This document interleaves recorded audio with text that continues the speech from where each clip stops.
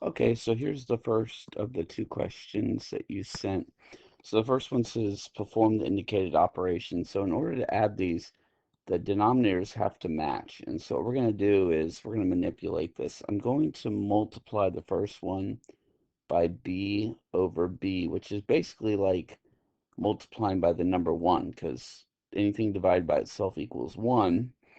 And then the other one I'm going to multiply by 4 over 4.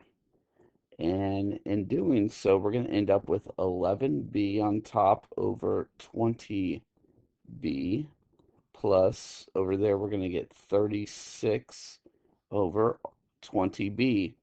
So now the denominators match, and I can go ahead and focus on adding the numerators. So it'll become 11b plus 36 all over 20b. And then you look and see if you can factor on top. So between the 11 and the 36, but there doesn't seem to be anything you can factor out of that. So that should be our final answer right there. Okay, the second one you sent here was the complex fractions, which just basically means fractions within fractions. And so what we're going to do here, I'm going to go ahead and put the 6 over 1 and the 4 over 1. It's just personal preference, the way it looks to me. And what we're going to do here is we're going to multiply this whole thing by x over x, which remember, x over x is just 1, right? So you're just going to multiply by 1. X divided by x is 1. But what I'm going to do here is I'm actually going to go ahead and put those x's over 1, um, because when I do multiply it to the main problem right here, I'm going to have to go ahead and distribute it to the two parts on top and bottom, and that x only gets multiplied to the numerators, okay?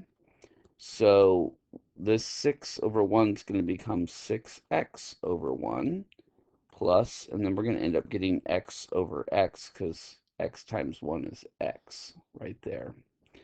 Then on bottom, we're going to end up getting a 4x over 1, and then we'll get a minus x over x. Now, the whole reason I did that was that everything should simplify now. So what you do here is you look at, I call them little mini fractions. You find the LCD, which was x, and that's why I multiplied them all by x. All the little mini fractions I multiplied by x. And what that's going to allow me to do is simplify everything now. So 6x over 1 would just become 6x. X divided by x is just 1, which we discussed earlier, right? Anything divided by itself is 1. And then on bottom, 4x over 1, we can just write that as 4x. And then x divided by x is just a minus 1. Now, this is the answer. You want to stop here. A lot of times people want to go a step further and start trying to reduce the 6 and the 4 and the x's and the 1's. But the only way you can do that is when it's multiplication, when everything's broken up into factors and multiplication. So be careful. That's the most common mistake we'll see, is that students will start trying to cancel things out when they can't. So, anyways, you'll see a lot more of those in the lecture videos. So, anyways, hope that helps. If you have more of them, just send them.